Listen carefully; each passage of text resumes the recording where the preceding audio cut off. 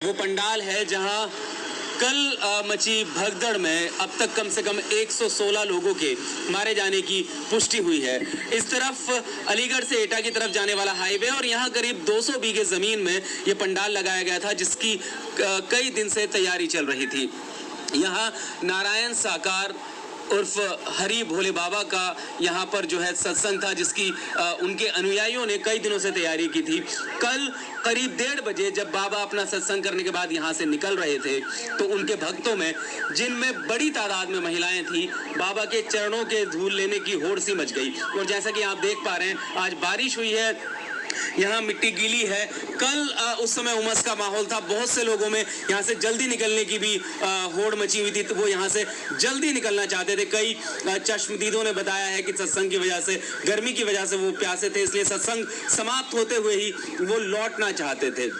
तो यहाँ भगदड़ मची और 116 लोगों की मौत होगी। हमने यहाँ कई चश्मदीदों से बात की है, जिनका ये कहना है कि प्रशासन की तरफ से यहाँ पर सत्संग के समय इंतजाम नहीं थे, बहुत कम संख्या में पुलिसकर्मी यहाँ पर मौजूद थे और हादसा होने के बाद, यानी भगदड़ मचने के बाद भी करीब 1.5-2 घंटे जो है प्रशासन को यहाँ पहुँचने में लगे।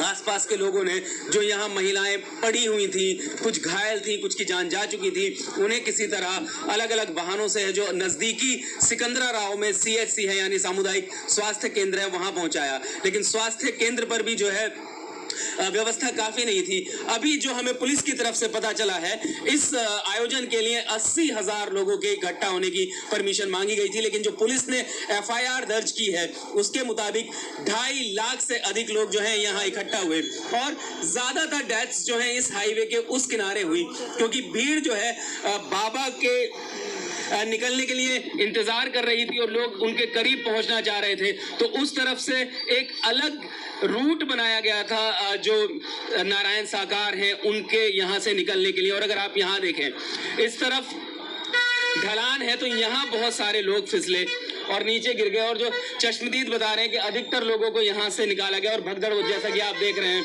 डॉग स्क्वाड ने इसको, जो फॉरेंसिक डिपार्टमेंट है उसने इसे इसकी घेराबंदी की है, सील किया है। ये यहाँ पे भी जो है बड़ी तादाद में लोगों ने भागने की कोशिश की जब भगदड़ मची, तो और एक के ऊपर एक गिरते गए।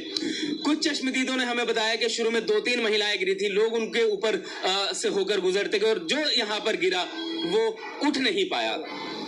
इस घटना के बाद रात में हमने यहाँ आए कुछ भक्तों से बात की थी, उनमें अभी भी जो धर्मगुरु हैं उनके प्रति आस्था बरकरार है। उनका ये कहना था कि जो भी घटनाक्रम हुआ इसमें जो है धर्मगुरु की कोई गलती नहीं है।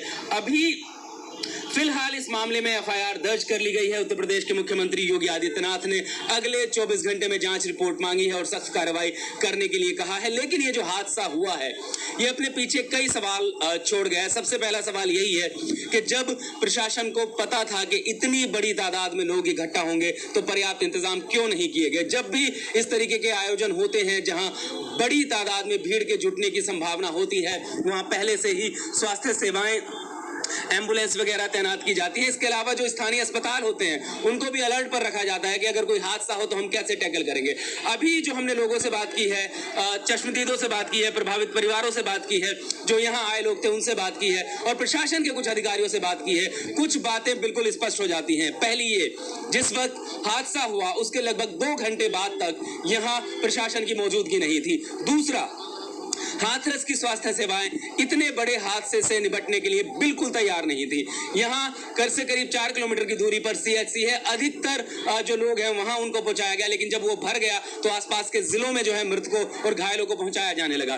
जो घायल CHC पहुंचे उनमें से कई को नहीं बचाया जा सका। हमने ऐसे कई पत्रकारों से बात की है जिनका कहना है कि उन्होंने लोगों को सांसें लेते हुए वहां पर देखा, लेकिन चूंकि स्वास्थ्य सेवाएं वहां मौजूद नहीं थी इसलिए उनको नहीं बचाया गया। इसके बाद अगला सवाल यह है कि जब प्रशासन ने 80,000 लोगों की अनुमति दी थी तो उससे अधिक भीड़ जुटी, इसकी जानकारी प्रशासन को क्यों नहीं मिली और घटना को शुरुआती घंटों में इतना हल्के में क्यों लिया गया। सरकार ये दावा करती है कि रेस्पॉन्स टाइम बहुत कम है, एम्बुलेंसेस हैं इस वक्त, प्रशासन के पास जो है इंतजाम है, लेकिन वो क्यों नहीं पहुंच सके, ये सवाल है जिसका जवाब आगे जांच में मिलेगा। अब